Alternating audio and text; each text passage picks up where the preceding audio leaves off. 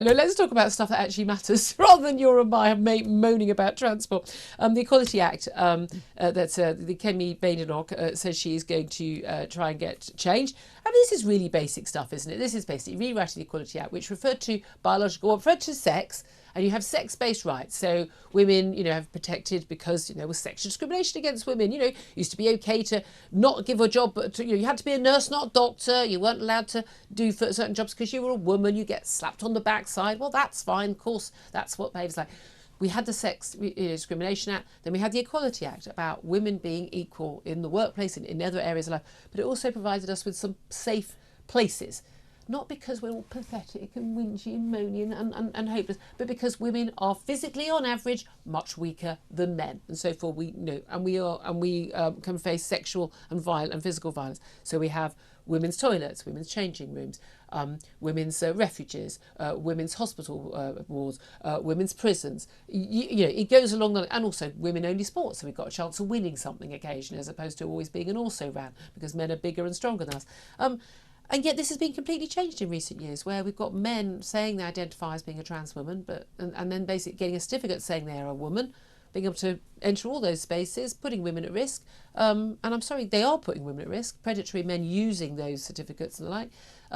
It's a no-brainer, this. But why haven't they done it before now?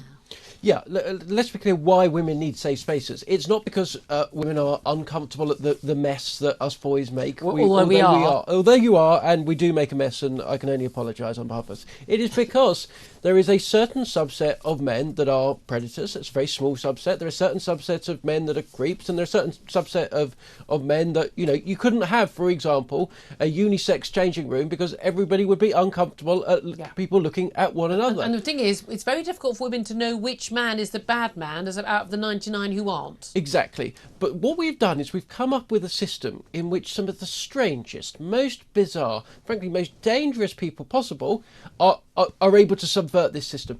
Rapists, convicted rapists going into prison suddenly say, no, despite my meat and two veg, I am in fact a woman. Look, I've got a wig on. And I would like to be placed in my prison sentence, having been convicted of rape, next to a, nice set of young women in there for their first stretch.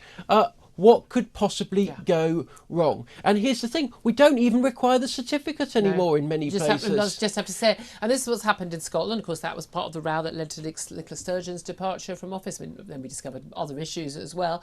But also, this is still happening. There are men, I'm not going to say biological men, they're men. You don't have to say biological, that's what a man means. There are men currently right now in women's prisons in England. And every single one of those, in my view, I might get some heat for this, is a danger to women. 100% they If you are a biological male, if you are a convicted criminal, right, you are a particularly devious, dangerous type. I don't want you anywhere near them. Yeah. And this is before we go into sports. But as you say, 14 years, just after the Parliament is dissolved, we can't legislate anymore. Oh, what a shame. No, we're going to change that's my big issue. We're going to talk to Helen Joyce about this, who's been an amazing advocate on this. And again, this is not anti-trans. Most genuine people they genuinely believe that they have been born in the wrong body. I don't think anyone is born in the wrong body. You're male or female, that's it. But I have no issue with someone wanting to change their name, live their life, wear whatever they want, have whatever surgery. But that doesn't mean you accrue the rights of being a woman. You just don't. Because you're not actually a woman. It's that simple. And I think most trans people actually completely understand that and used to accept it. And of course, it is actually the predatory men, the rapists, who have actually, the perverts, who have used this legislation. Who could have foreseen that to do this? Look, let's talk about other stuff though. But don't want to hear from you. I really do want to hear from you. Do get in touch on